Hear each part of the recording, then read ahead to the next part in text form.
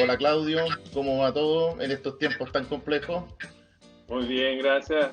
Bienvenidos a nuestros queridos auditores, aquí a un nuevo programa online bajo la modalidad de teletrabajo con una gran invitada hoy día, Marco Antonio. No, tremenda, tremenda, tremenda. La verdad que bueno, la tenemos ahí un poco en el anonimato todavía, pero preocupado también Claudio porque yo estaba pensando en nuestra oficina que está en cuarentena. ¿Ya cuánto lleva? Por lo ¿Dos menos un meses mes. más o menos? ¿Un mes? Sí, O sí, sea, por lo menos un mes. vamos a abrir la oficina y van a salir telarañas. O sea, van a haber telarañas, ¿no? Bien, eh, entremos en materia. Ah, Hoy día de verdad sí tenemos una tremenda invitada, pero además de tremenda invitada, es una gran amiga nuestra, mucho más joven, pero fue compañera de curso en la universidad, fuimos compañeros, al menos se ve bastante más joven que nosotros dos, Claudio. Sin duda que sí. Eso es una persona que además de haber sido una gran alumna, porque yo me acuerdo, sobre todo de los exámenes orales de Derecho Romano de Cecilia, que, que me causaba mucha envidia, no sé cómo podía retener toda esa cantidad de materia. Y ella ha sido una persona que ha hecho una gran carrera en el Poder Judicial. Yo al menos la he visto en distintos lugares, integrando sala, incluso en la Corte de Apelaciones, pero su gran especialidad hoy día es el derecho de familia, ¿no? Ella es jueza del cuarto juzgado de familia de Santiago y, y bueno, y por lo que he escuchado de la gente, ¿no? Que va al foro, es una jueza muy destacada. Y no me cabe la menor duda porque quienes la conocemos toda la vida sabemos que no puede ser de otra forma. Hola Cecilia, me estoy refiriendo a la jueza, a la magistrada de la República, María Cecilia González Díez. ¿Cómo estáis, Cecilia? Muy bien, muchas gracias por invitarme a este programa. Feliz de poder ayudar a las personas. Efectivamente, fuimos compañeros de curso de la primera promoción de la Universidad Gabriela Mistral, donde estudiamos mucho. Y la verdad que todos tenemos la misma edad, lo que pasa es que las mujeres usamos la química. Los, los hombres también, Cecilia, hoy día. Pero ustedes no, pero se ven muy bien chiquillos, así que Bueno, oye Cecilia, entrando en materia, bueno, qué alegría que te veas y te encuentres también, ¿no? Pero lo primero que pregunta que se me viene a la cabeza es, ¿qué pasa con los tribunales familia? ¿Cómo están trabajando? ¿Cómo están atendiendo público? ¿No están atendiendo público? Más o menos, así en breve, no sé si nos en puedes hacer. breve, mira, estamos con plataforma virtual, estamos trabajando con teletrabajo. Eso significa que nos conectamos de nuestros domicilios al escritorio remoto del tribunal. Así que se están todas las resoluciones salen dentro, los escritos y providencias salen dentro de las 48 horas de presentados. Eh, Se hacen audiencias solamente respecto de aquellos casos de violencia intrafamiliar, medidas de protección, algunos casos de alimentos donde las partes tienen los medios tecnológicos, adopciones, susceptibilidad de adopciones. Los tribunales tienen la plataforma virtual, pueden hacer las consultas vía telefónica, porque hay un funcionario, por correo electrónico y también por vía Zoom. Todo eso lo pueden encontrar en la página del Poder Judicial. Y también Perfecto. desde el 17 de marzo del 2020 hasta la fecha, estamos todos en teletrabajo y tratando de agilizar las causas lo más posible, porque en materia de familia también está el principio de la oficialidad, donde el juez de oficio tiene que tomar todas las medidas para acelerar en lo posible todas las causas. Perfecto. O sea, justamente uno de los temas donde se rompe esa regla general, decías tú recién, en el tema de alimentos. En el tema de alimentos. Claro, se, Sí, sí, cuéntanos, cuéntanos. se, las audiencias se podrían realizar, y de hecho en algunos tribunales se han realizado, pero todos los intervinientes tienen que tener los medios tecnológicos. Y no te olvides que muchos de nuestros intervinientes, yo te diría que casi el 60% de los intervinientes son con privilegio de pobreza, de acuerdo al artículo 600 del Código Orgánico. Entonces ellos van por clínica jurídica o por la Corporación de Asistencia Judicial. Ya, Claudio, Entonces, perfecto, perfecto. No, disculpa, pero Claudio, tú querías agregar algo o querías comentar Sí, algo.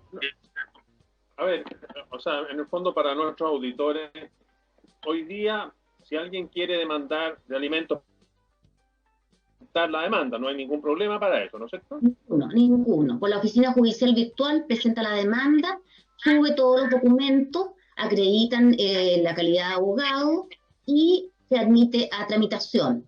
Se admite tramitación fijando los alimentos provisorios y fijando una audiencia preparatoria para el mes de julio. Que no sabemos, en definitiva, si se va a realizar o no, todo de acuerdo a cómo vaya evolucionando la contingencia del COVID-19. También se le a la alimentación. Perdón, dime una cosa, ¿y cómo está hoy día el tema de la notificación de la demanda al demandado? La notificación, claro, se hace por medio de un receptor judicial cuando no tienen privilegio de pobreza o a través del centro de notificaciones. O sea, el centro de notificaciones tiene una gran cantidad de notificaciones porque también los funcionarios están trabajando bastante menos y tampoco pueden entrar a notificar aquellas comunas que tienen cuarentena. Entonces, han habido retrasos y vamos a tener retrasos. Yo creo que los retrasos van a ser tantos que yo creo que los jueces no vamos a poder tomar ningún día libre ni vacaciones durante todo lo que quede del año 2020. Es la idea y yo creo que vamos a tener que hacer audiencia hasta los días sábados. Oye, una pregunta, qué interesante lo que dijiste, Cecilia. A mí me llegan hartas noticias y leo hartas noticias españolas, ¿no? Por distintas razones. Y fíjate que en España se interrumpió el feriado judicial. Aquí en Chile podría, ¿crees tú, suceder algo similar? De que no haya feriado judicial. O sea, bueno, hoy día en realidad no hay, ¿no? Hoy en realidad no hay. Hoy en realidad no hay. Claro. Hoy día ya no. Pero en el fondo que haya un funcionario. Claro, me expresé mal porque efectivamente técnicamente hoy día en Chile no hay feriado judicial, pero convengamos que los tribunales funcionan a media máquina, ¿no? Durante febrero, ¿no? A media máquina, ¿No es claro. cierto? No, podría suceder, obviamente, que podría suceder de que si hay una ley en la que señala que se imputan todo este periodo a vacaciones, podría ser, y yo creo que la gran mayoría de los colegas, en definitiva, tienen una responsabilidad respecto de su trabajo. Y sabemos que nosotros nos debemos a los usuarios y nos debemos a nuestro trabajo y nos debemos a la resolución de los problemas, de los conflictos. Sí, y eso además va a repercutir por ejemplo, en el caso de Claudio y los abogados que son del foro justamente, ¿no? Que Claro. Es muy probable que en el mes de febrero no se puedan tomar vacaciones porque quizá los tribunales van a funcionar con absoluta normalidad, ¿no? Bueno, nosotros este año 2020 funcionamos en febrero con 3 salas de 7 y yo creo que este febrero de 2021 van a estar las 7 salas. Claro, sí. No, y es lo que está sucediendo, insisto, en otros países del mundo. De hecho, donde hay feriado judicial, se suprimió el feriado judicial, ¿no? Oye, Claudio, perdón, tú querías agregar algo más, me parece, en cuanto a esto de la tramitación que estaba comentando Cecilia. Sí, es que hay un tema que es bastante importante para nuestros auditores y el público en general. Dice relación con los alimentos provisorios, que para explicar a quienes no conocen esta materia, son aquellos alimentos que, como su nombre lo indica, se decretan provisoriamente durante el curso o la extensión del juicio. Entonces, ¿qué pasa con esos alimentos provisorios, Cecilia?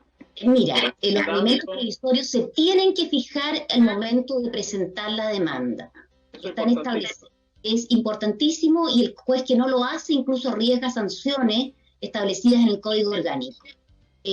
Porque en definitiva tienen sobre todo los alimentos menores, son aquellos alimentos en que nosotros entendemos que son menores siempre cuando los pide un menor de edad, o sea, un menor de 18 años. Tratándose ya de alimentos mayores, en que, por ejemplo, una cónyuge le pide al marido o el marido le pide a la cónyuge, de acuerdo a los antecedentes que se presenten, si ella sufre una enfermedad o él sufre una enfermedad, el juez fija los alimentos provisorios en la primera resolución. También con la obligación de que la alimentaria tiene que abrir la cuenta de ahorro a la vista en el Banco Estado para que el alimentante, ¿no es cierto?, pueda pagar por medio de esa cuenta y no en otras cuentas corrientes, porque después hay muchos problemas para poder liquidar el crédito y liquidar lo que realmente la persona debe, que puede ser muy injusto, porque si la persona pagó por mano, todos somos abogados, hay que pagar mal, paga 2 veces, pagó por mano o le entregó cosas como pensión de alimento, en definitiva, si la pensión está fijada en una suma de dinero, lo que tiene que hacer el alimentante es pagar esa suma de dinero en la cuenta que señala el tribunal. Pero eso también se tiene que notificar y también se entrega un oficio para que el alimentario o el representante legal del alimentario vaya al Banco Estado y abra esta cuenta de ahorro a la vista, la cual reciben transferencias electrónicas desde hace mucho tiempo. Cecilia, perdón, Sí. esto los alimentos provisorios, bueno, además de ser una obligación, ¿no? Para ustedes, Sí. la duda que siempre tiene la gente y los abogados que no nos dedicamos, ¿no?, al derecho de familia, Sí, sí, es sí, qué criterios son los que utiliza, criterios prácticos, ¿no?, que claro, utiliza un juez para fijarlos. ¿Cuáles son los claro. parámetros? Sí, Es para que la sí, gente entienda, porque la gente eso no se lo imagina, ¿no? claro. Eh, Mira, los parámetros, si es una demanda muy sencilla, se presenta el certificado de nacimiento, acredita el parentesco. Si no presenta más antecedentes, se aplica una presunción, porque nosotros tenemos mínimos y máximos para las pensiones de alimento. El mínimo, establecido en la ley 14.908, es por un alimentario el 40% de un ingreso mínimo mensual remuneracional, y si hay 2 o más cargas familiares, un 30%. Y tenemos como máximo que no podemos nosotros en ningún caso fijar más allá del 50% de los ingresos del alimentante. Si se trata de eso, se fija un 40%, y si hay 2 o más, un 30%, si no tenemos más antecedentes. Si tenemos más antecedentes, tales como a veces son dueños de bienes raíces, acompañan las propiedades que tiene el alimentante, los vehículos motorizados, si es dueño de una empresa, de acuerdo a los documentos que acompañen los abogados en la presentación de la demanda, eso va a ser un parámetro para el juez para fijar ese monto. Ese monto es recurrible por 2 vías de recurso: reposición con apelación subsidiaria, ya sea para aumentar o para disminuir los alimentos. Y obviamente que son resoluciones que causan ejecutoria, que significa, disculpen si soy muy técnica, significa que, pero no están viendo abogados, significa que no paraliza la causa en primera instancia, sigue la tramitación, la Corte ve, muchas veces revoca la Corte y aumenta, porque los alegatos, también los abogados pueden en su apelación presentar antecedentes que acrediten o que han sido fijados en forma muy alta, salvo el caso de los alimentos que son el mínimo legal, porque el mínimo legal tenía que establecerse, porque antiguamente los juzgados de menores lo que pasaba, disculpen que sea un poquito latera en esto, habían pensiones de alimentos que en el día de hoy eran 10 o 20 mil pesos, entonces eran prácticamente irrisorias. Entonces, por eso que se tuvo que fijar este mínimo legal, en que obviamente la persona también puede ser objeto de rebaja, pero hay que acreditar las circunstancias de que no puede pagar ese mínimo, que es una persona que está inválida, que está embarazada, que está enferma, que carece totalmente de bienes. Y bueno, y ahí también se demanda a los abuelos, por ejemplo. ¿Mm? Correcto. Claro que Claudio, no sé, también tú, por ejemplo, ¿qué pasa? Y esta pregunta se la formulan los dos, Claudio y Cecilia. Eh, Hay mucha gente, y esto va a suceder ahora, de ahora en adelante con mayor razón, gente que va a estar cesante, que literalmente no va a tener ingresos. ¿Mm? Siempre han existido personas que están cesantes, ¿no? Eso es común, ¿no?, dentro de la economía de un país, pero convengamos que va a ser algo que va a ir en incremento. Claudio, por ejemplo, ¿tú qué A ver, opinión te mereces? lo que ocurre es que, a ver, los alimentos, uno de los factores que inciden en su determinación es la capacidad económica del alimentante. Si el alimentante, digamos, entra en un estado de cesantía, obviamente lo acredita ante el tribunal correspondiente. Si existe una pensión alimenticia fijada, esa obligación alimenticia se suspende mientras subsiste esta situación de cesantía.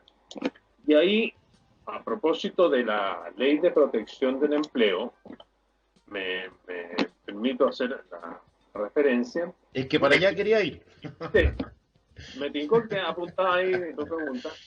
La Ley de Protección del Empleo estableció la posibilidad de suspender la relación laboral para hacer uso de un seguro de cesantía o subsidio de cesantía. Bueno, ese subsidio de cesantía que partía lo administra una administradora de fondos de cesantía, y si como modalidad de pago de la pensión alimenticia se fijó que es el empleador del trabajador quien tiene que retener el monto de la pensión, bueno, si se hace uso de la Ley de Protección del Empleo, ese empleador deja de pagar la remuneración, esa remuneración se reemplaza, digamos, por el subsidio de cesantía. Entonces, la Ley de Protección del Empleo no consideró esta posibilidad, no consideró las retenciones por parte del empleador de una pensión alimenticia. Entonces, la AFC, cuando pague al trabajador, le va a pagar íntegramente el subsidio, sin retener el monto fijado como pensión alimenticia.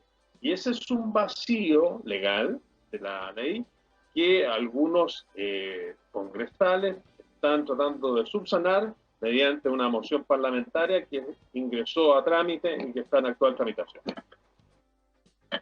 ¿Algo que agregar en ese sentido, Cecilia?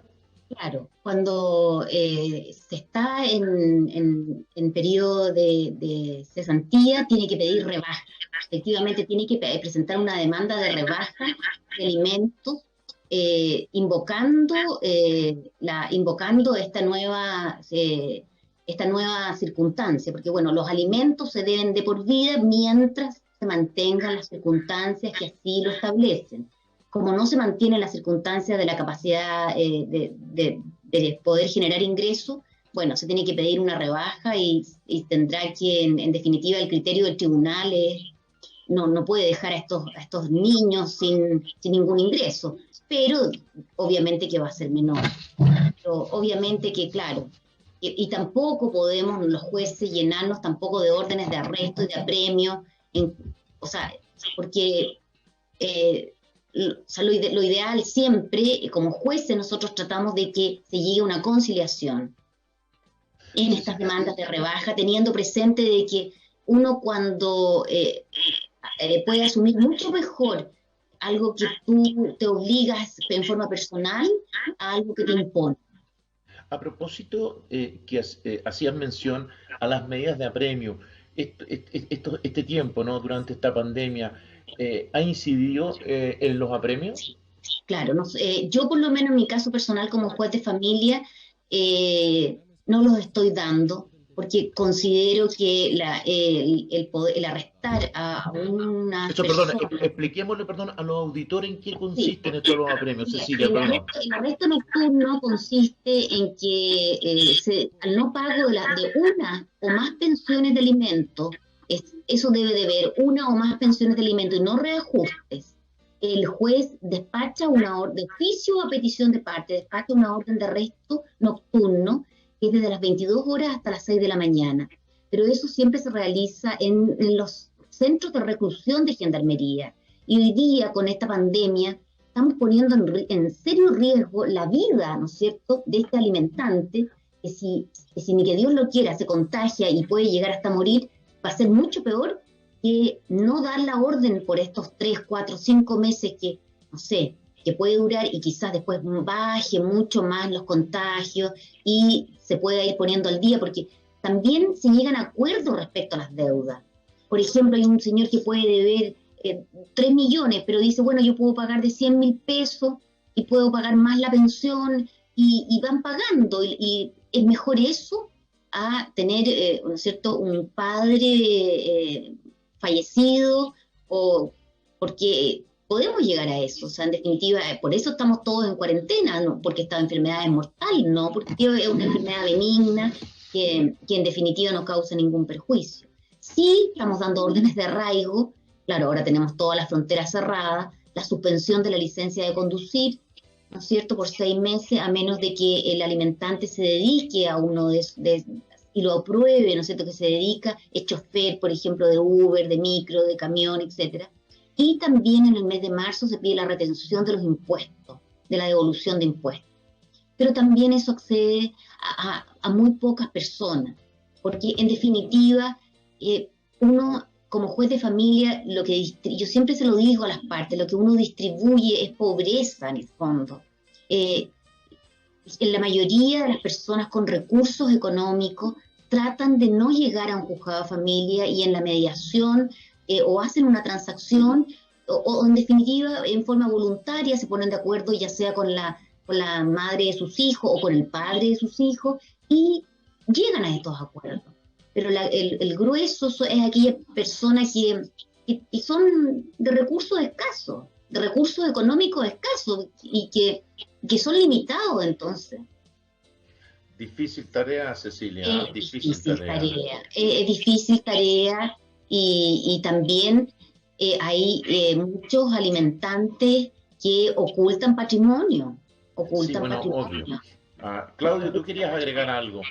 Sí, a ver, en el fondo, por ejemplo, hoy día, en la actualidad, ¿qué pasa porque para nuestros auditores que no lo saben, previo a demandar de alimentos, uno tiene que ir a una mediación, que es obligatoria por ley. Sí, claro. ¿Qué ocurre en la actualidad con esa mediación? Se suspendió por la ley que salió, ¿no es cierto? La nueva ley que salió, no me acuerdo bien cómo se llama, pero claro. Los plazos judiciales y actuaciones. Los plazos judiciales eliminó este requisito porque en definitiva se consideraba que va a entorpecer, ¿no es cierto?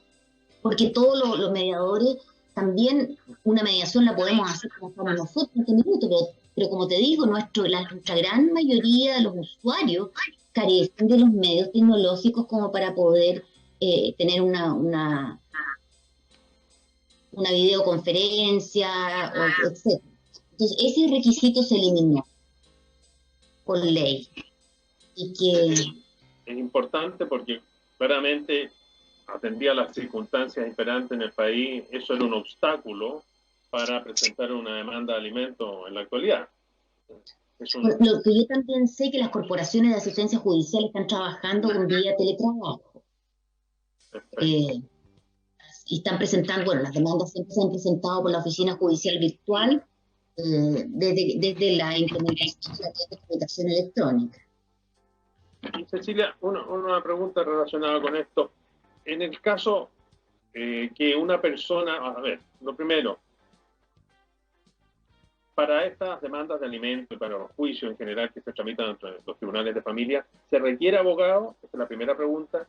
Y quienes no tengan los medios económicos para poder contratar un abogado, ¿a qué servicio pueden acudir, digamos? En primer lugar está la Corporación de Asistencia Judicial, que depende del Ministerio de Justicia, hasta la Oficina de Defensa Judicial, a las clínicas jurídicas de las distintas universidades, desde la Universidad de Chile, la Católica, la Universidad de Los Andes, la Universidad Central, la Universidad... todas las universidades tienen clínicas jurídicas, y la verdad que son abogados bastante serios, y los postulantes también, y ellos acuden ahí, son evaluados por un asistente social, y acreditan que no pueden pagar los honorarios que tiene un abogado. Y ahí se presentan las demandas.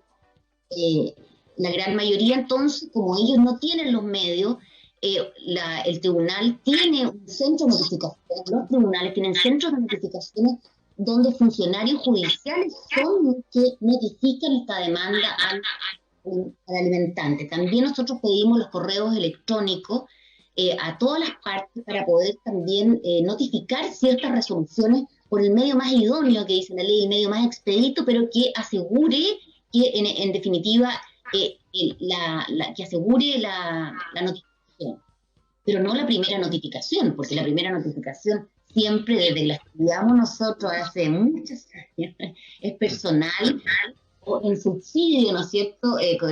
La del artículo 44 del Código de Procedimiento Civil o 23 de la Ley de Tribunales de Familia, ¿no es cierto? Que se acredite que se encuentra en el lugar del juicio y que esa es su residencia, domicilio, morada o que es su lugar de trabajo. Entonces, en definitiva, eso no ha cambiado. Lamentablemente, con lo que ha pasado en el país, esto ha sido, bueno, paralizó más que el estallido social, y yo creo que hay muchas demandas que todavía no han podido ser notificadas. Es una realidad que no. Es una realidad. Uno no puede. Además, lo que yo les quiero decir, y ustedes lo saben porque son abogados de la plaza y excelentes abogados, pero nuestros auditores quizás no. Nosotros no hacemos milagros. Cuando un padre o una madre no quiere, en definitiva, aportar para la mantención de su hijo, uno puede, la verdad que la voluntad es lo primero, porque en primer lugar es una obligación para mí moral, y después es una obligación legal. Hay personas que, en definitiva, en 6 meses, lo hemos visto porque está la acción pauliana o revocatoria, que del artículo 5 de la 14.908, en que sí se realizan, transfieren los autos a nombre de la nueva pareja, ocultan depósitos a plazo. Por eso que en los juicios de alimentos es los única en que la Ley General de Bancos se levanta el secreto bancario, y junto con los delitos de narcotráfico. O sea, en la ley tú puedes pedir desde 36 o 48 meses las cuentas corrientes. Y nosotros, en ese sentido, los tribunales hemos avanzado bastante porque estamos en conexión con la Comisión del Mercado Financiero. Entonces nos dice dónde tiene cuentas corrientes o dónde ha tenido cuentas corrientes o depósitos a plazo, etcétera. Perdón, los voy a tener que interrumpir. La verdad que yo estaba absorto escuchando a Cecilia, porque la verdad que ese es el derecho práctico. No, sí es verdad. Pero tenemos que ir a unos comerciales, estamos un poco pasados, Claudio, así es que le pedimos disculpas a los avisadores, pero estábamos entusiasmados con el relato de Cecilia. Así que vamos a una tanda comercial y volvemos. Bueno, aquí de vuelta con nuestros amigos del Derecho a Cada Día. Y recordarles que en el día de hoy tenemos una gran invitada, la jueza del cuarto juzgado de familia Santiago, María Cecilia González Díez, que ha sido de verdad un agrado haberla podido escuchar y estar conversando con ella después de tanto tiempo, al menos que yo no la veía, al menos algunos meses, por lo menos, no sé si más de un año o no, yo creo que menos de un año de todas maneras, pero bueno. Lamentablemente el tiempo, los deberes de todos nosotros hacen que a veces no podamos estar más en contacto con gente que estimamos mucho. Claudio, bueno, vamos un poco a lo nuestro. Este es un programa en que la mayoría de nuestros auditores no son expertos jurídicos, no son especialistas en derecho, y la idea se trata de hacerles el derecho fácil, comprensible. Y partamos por algo súper elemental, ¿no? ¿Cuáles son los requisitos para demandar de alimentos? ¿Cuáles son los requisitos para demandar de alimentos? O sea, ¿en qué circunstancias yo podría demandar de alimentos a otra persona? En simple, evidentemente, en simple. Sí, en términos simples, en primer lugar, para demandar de alimentos, tienes que tener un título que la ley te otorgue la posibilidad de ser beneficiario de alimentos. En general, ¿quiénes son beneficiarios de alimentos? Los cónyuges, los padres, los hijos, los nietos pueden serlo, el adoptante. O sea, en general, esos son los titulares del derecho a alimentos. Claro, no hablar del donante, ¿no? ¿Puedo agregar algo? Claro. En la ley, que es nuevo, relativamente nuevo, y que la verdad que lo hemos visto muy poco. La madre del hijo que está por nacer también puede demandar. Y en el caso de que la madre del hijo que está por nacer sea un adolescente, que nos ha tocado caso, la representa, en este caso, su madre o padre, que son sus representantes legales. Y eso es algo nuevo, Sí, eso.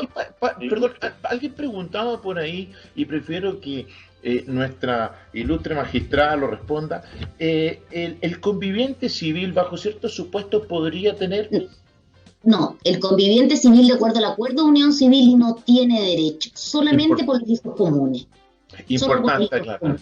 Por eso que esa es la diferencia que hay con el matrimonio. Que bueno, si bien es cierto, el cónyuge, obviamente, aquí el cónyuge puede ser el marido o la mujer. No, la ley no es solamente la mujer, no. Él es el cónyuge que está en condiciones más, que está en un estado de necesidad. Si en definitiva es eso. Es que es importante aclararlo porque se pregunta bastante y dado que la ley que regula, ¿no es cierto?, este acuerdo de unión civil equipara en un montón de derechos y deberes, ¿no?, al cónyuge y al conviviente, entonces se producen a veces algunas confusiones, ¿no? Pero sí, me parece que tienen que haber diferencia entre un acuerdo de unión civil y un matrimonio, y no es que esté pecando conservador, ¿no? Pero bueno, el matrimonio es una institución mucho más potente, ¿no? Y mucho menos precaria, si se quiere, que el acuerdo de unión civil. Son dos instituciones totalmente distintas. Pero Claudio, siguiendo con eso, ¿qué otros requisitos más? Entonces, tenemos esto que, claro, hay que ver si la ley me otorga o no me otorga el beneficio, pero digámoslo, el sentido común, como tú muy bien señalas, sin yo tener que leer la ley, es obvio que el cónyuge, que los hijos, para qué decir los hijos menores, etcétera, ¿no? Bueno, en segundo lugar, un aspecto es la capacidad económica del alimentante. Y en este sentido hay que acreditar que esa persona, el alimentante, cuenta con los medios económicos para poder satisfacer una prestación de alimentos. En ese sentido, la ley presume que una persona, respecto a los alimentos menores, presume que el alimentante cuenta con los medios y, en el caso, por ejemplo, tratándose de un hijo, tal como muy bien decía nuestra querida amiga y magistrado Cecilia, tratándose de un hijo, fija una pensión de un 40% de un ingreso mínimo remuneracional. O sea, estamos hablando del mínimo hoy día de pensión que bordea el orden de los 128.000 pesos. Así es, sí. Perdón, que me está cagando la batería del notebook. No menor, ya. Vamos a tener que galletearlo, como se dice por ahí, sí, ahí con Cecilia, ¿no? Cúbrame. Bueno, no, es que la tecnología nos supera a nosotros, la tecnología nos supera. Oye, pero a propósito, aprovechando esta interrupción, algo que también la gente le pregunta a los abogados y a veces es tan difícil responder, en tiempos normales, Cecilia, ¿cuánto dura un juicio? ¿Cuál es el promedio, obviamente, pero más o menos? ¿Cuáles son los márgenes de duración? En los tiempos normales, y si hay acuerdo, son máximo 60 días. ¿Y en uno peleado? En la audiencia preparatoria, si llega a un acuerdo que tiene el equivalente a una sentencia definitiva, 60 días. Si es peleado. Claro. ¿Y si es peleado? Y si es peleado, es decir, no hay acuerdo. Claro. Puede durar hasta 8 meses en primera instancia. En primera instancia. De acuerdo a la cantidad de prueba, y la cantidad de prueba va a depender de lo que estaba diciendo Claudio, de la capacidad económica del alimentante, porque tenemos peritaje social y económico, peritajes contables, tenemos documentos de las cuentas corrientes de bancaria y cheque, o sea, tenemos las cuentas corrientes que hay que incorporarlas tenemos todo lo que son los bienes raíces, los vehículos motorizados. Entonces, perdón, Cecilia, una pregunta. ¿Tiene, digamos, de alguna manera se acepta o ustedes lo estiman atendible la prueba de testigo en materia de alimentos? La verdad que a menos que sean testigos, no, la verdad que no lo aceptamos porque consideramos que es sobreabundante. Porque ya con la declaración de los peritos y con los documentos y los oficios, yo creo que ya estaría como para como para resolver en el fondo el asunto. Aquí juegan un rol importante los asistentes sociales en términos generales. Los consejeros técnicos, claro. Claro. Y dime, ¿qué sucede, por ejemplo, si alguien se niega a este peritaje? Decide no recibir o no ir a la entrevista, a la audiencia con los asistentes o estos consejeros técnicos. Claro. Mira, lo que tiene sanción, porque lo que establece la ley de alimentos es que el alimentante tiene que hacer una declaración jurada de su patrimonio, donde tiene que señalar todos los bienes que posee, sus fuentes de ingresos, sus vehículos motorizados, sus bienes raíces, sus cuentas corrientes, y también puede señalar sus pasivos, o sea, las deudas que tiene, ya. Y si eso no lo realiza, hay una multa que la aplica el juez de familia. Si realiza un ocultamiento o falsificación respecto a esa declaración jurada que tiene que ser por escrito, hay también sanciones penales y se oficia al Ministerio Público como un ocultamiento de bienes. Y también están sancionando al tercero que ayude a ocultar los bienes. Por ejemplo, si se oficia una empresa, se oficia la empresa X, y la empresa contesta que no trabaja ahí, y sí efectivamente trabaja, y esa empresa sí también puede ser sancionada con las penas que establece la ley de alimentos. Porque en definitiva el que tiene que demostrar todo lo que viene es el alimentante.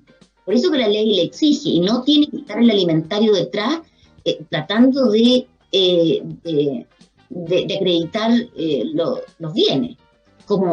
Pero eso ocurre, como te digo, en pocas causas, en pocas causas. Y también la duración también va a depender mucho de los abogados, de la capacidad que tengan los abogados también de tratar de conciliar. Muchas veces, yo sé que me estoy alargando y todo, pero muchas veces los abogados también prometen cosas que no son verdad, que no son realidades. Prometen sumas de dinero, sobre todo, quizás no en alimentos, pero en compensación económica, que están muy alejadas de la realidad. Y la gente se siente asustada. Claudio, tú querías preguntarle algo, Cecilia, me parece, o comentar. Lo que ocurre también es que, lo que tú dices es muy cierto. Yo creo que como abogados nosotros tenemos el deber de ser realistas con nuestros clientes y no crear falsas expectativas en cuanto a los montos que son susceptibles de decretarse como alimentos. Pero también hay un aspecto, Cecilia, que es bueno que tú nos lo aclares. Por ejemplo, ¿qué pasa si un trabajador independiente que no se le logra probar ingresos, pero, por ejemplo, vive en un barrio acomodado, tiene un auto último modelo, viaja todos los años a Europa, por decir algo, eso puede de algún modo servir de base para decretar un alimento? Sí, porque en el fondo es como, él puede decir, una persona sí puede decir que gana 500.000 pesos mensuales, pero uno como juez se da cuenta que con 500.000 pesos mensuales no paga nada, paga las cuentas básicas de su casa. Entonces, en definitiva, uno también le puede presumir una renta en base al nivel de vida que se acreditó. O sea, lo que se tiene que acreditar es el nivel de vida. Pero esto también está muy relacionado con otra cosa, con las necesidades del alimentario. Porque si bien es cierto, puede tener el alimentante una gran capacidad económica, pero si el alimentario no acredita sus necesidades porque él tiene bienes propios, por ejemplo, un joven de 19 años recibe una herencia de su abuelo y tiene 5 departamentos, ese chico no se encuentra en estado de necesidad, pues si tiene los 5 departamentos arrendados, recibe una renta, está estudiando en la universidad, tiene 19 años, y el papá quizás tiene 20 departamentos. Bueno, pero es que él no está en estado de necesidad. Entonces tenemos que ir conjugando hartas cosas, y lo más lamentable que encuentro yo, y perdonen que ponga este tema, porque yo creo que yo siempre lo digo en las audiencias, aquí estamos, es una familia, y la familia no se termina con la separación de los padres.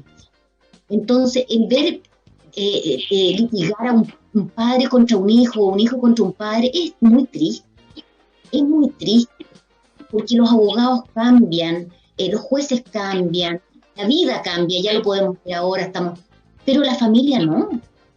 Entonces, es lo que yo siempre más llamo al criterio de los colegas de familia, de que en definitiva siempre traten de llegar a un acuerdo. O sea, si uno de los principios de la ley de familia es esto, porque la base fundamental de la sociedad es acreditado si no está en la Constitución porque es bonito y porque es una frase bonita, es porque es la realidad. Esperemos que lo siga estando, ¿ah? Sí, uno cuando muere, ¿no es cierto?, quiere morir rodeado de su familia. Y eso cuesta. A propósito de lo que dice Cecilia, nuevamente, no sé si esto es un mito popular, pero se suele, y uno acostumbra escuchar lo siguiente, insisto, en relación a lo que estaba explicando Cecilia, y muy bien, por supuesto. ¿Qué opinión tienen ambos? Que de repente una persona es demandada y se pregunta, ¿quiénes son tus abogados? Y de repente uno escucha expresiones como la siguiente, y voy a repetir las textual, ¿no? Sí. No, cuidado, porque son unas verdaderas o unos verdaderos, da lo mismo el género acá, ¿no? Perros Bulldog, perros Doberman, francamente, afírmate los pantalones, ¿no? Porque de verdad que te van a destrozar, e incluso aún más, si es posible, van a tratar de llevar esto a sede penal. La verdad que no, son gente francamente, abogados francamente intratables y que tienes todas las de perder en definitiva. Disculpen lo extenso de la pregunta, ¿no? Pero yo lo he escuchado muchas veces, incluso en gente muy cercana a uno, ¿no? He escuchado ese comentario, incluso he escuchado ese comentario de otros abogados. ¿Qué hay de cierto en eso? ¿Qué hay de cierto? A ver, en primer lugar, como abogado que tramitamos en familia, uno conoce el foro, digamos, y dentro sabe qué abogados se manejan en el tema, que no. Pero, a ver, detrás de cada juicio, lo más importante es el juez. Que en definitiva, si uno hace bien su trabajo, si uno presenta las pruebas necesarias, el juez va a actuar en consecuencia, más allá de tener un perro bulldog, como tú lo denominas, ¿sí? He escuchado cosas peores, Claudio, he escuchado cosas peores, pero por respeto a nuestros auditores y a Cecilia no he reproducido, ¿no? Sí, pero más allá de tener un contrincante, digamos, buen contrincante o adversario en el foro, uno confía en primer lugar en su caso, confía en su cliente, y si entrega... Uy, se nos quedó un poco pegado ahí, Claudio, ¿no? Sí, para aplicar correctamente la ley. Cecilia, perdón, ¿y tú qué nos puedes agregar? Porque yo creo que tú también tienes una opinión formada de esto, tú debes tener identificado a muchos de esos canes, ¿no? Y no sé si es cierto o no es tan cierto, si influye o no influye. ¿Qué nos puedes decir? Mira, hay abogados, claro, que son más peleadores que otros. Pero, en definitiva, la que dirige la audiencia es el juez. Y es el juez, en definitiva, el que tiene que llamar a las partes a conciliación y ponderar, ¿no es cierto?, los intereses y moderar el discurso. Nos hemos encontrado en los tribunales de familia, y se los comento, con peleas afuera de las audiencias a puñetes. O sea, estamos hablando de la gente está totalmente exaltada. Realmente hemos llegado a un nivel de violencia que asusta.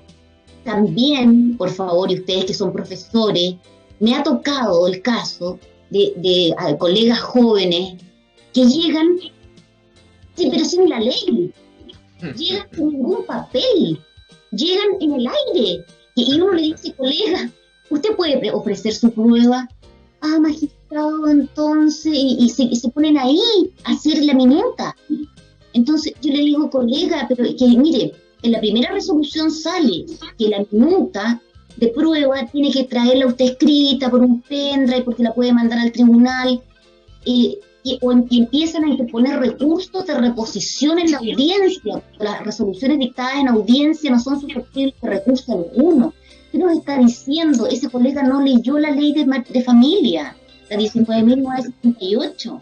Entonces, esto yo lo considero grave, porque yo, en definitiva, tengo que proteger a su parte.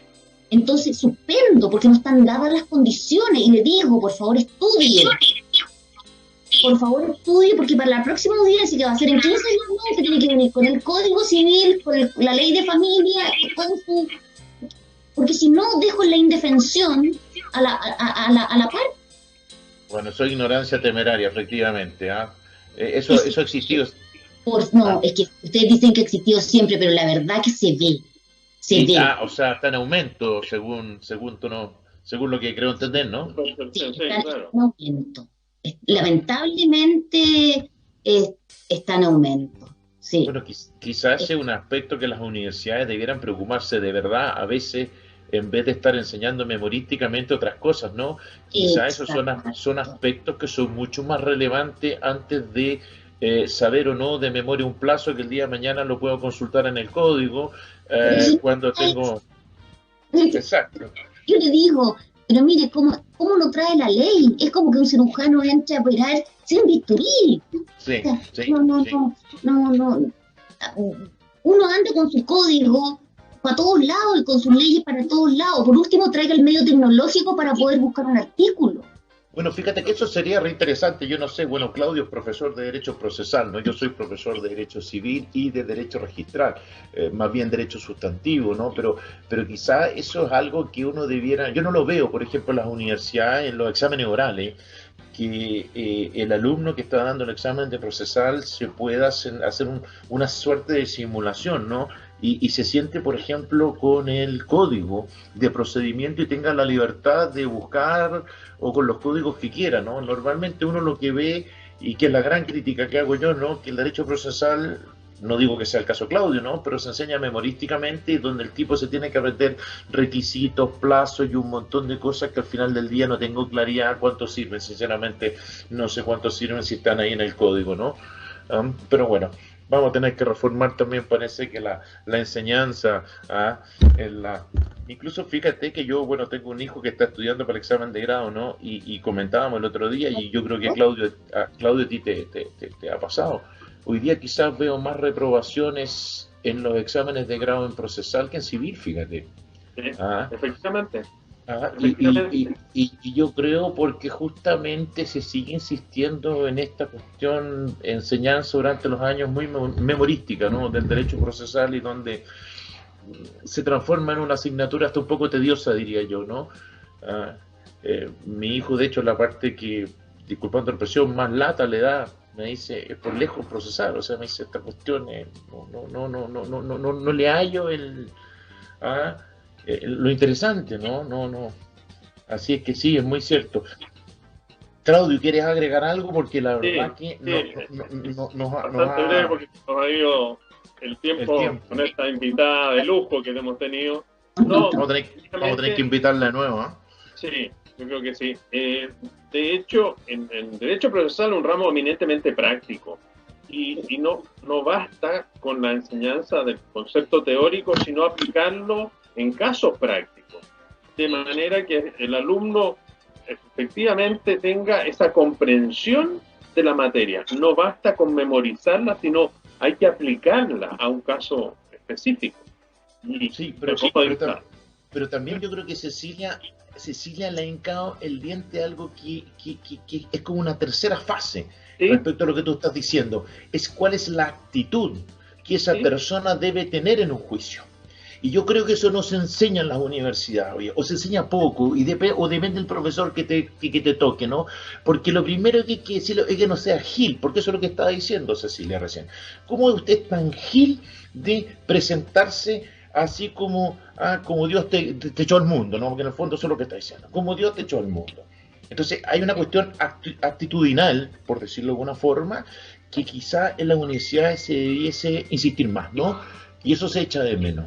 Y ella lo ve en su tribunal, ¿no? Sí. Sí. Bueno, Cecilia, un Ya, abrazo, un abrazo enorme. Ha sido un placer estar contigo. muchas gracias. Súper buena la idea de Claudio, porque reconozco que se le ocurrió a Claudio. Así que necesitamos que estés con nosotros en un futuro programa. Sí.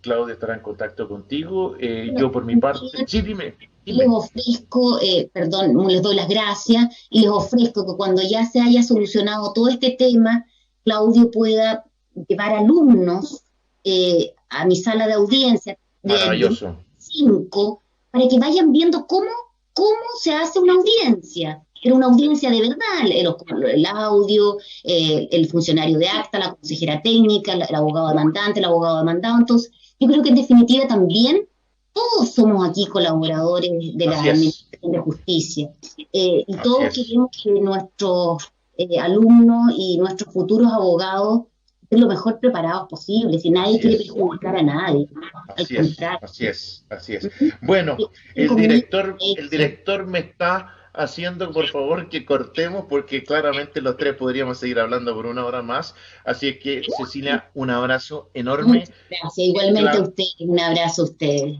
Claudio, muchas gracias No, y muchas nos estamos gracias a viendo. ti, ¿eh? Cuídense Cuídense mucho. y nos despedimos de nuestros auditores que en definitiva son por lejos lo más importante del programa. Un abrazo a todos.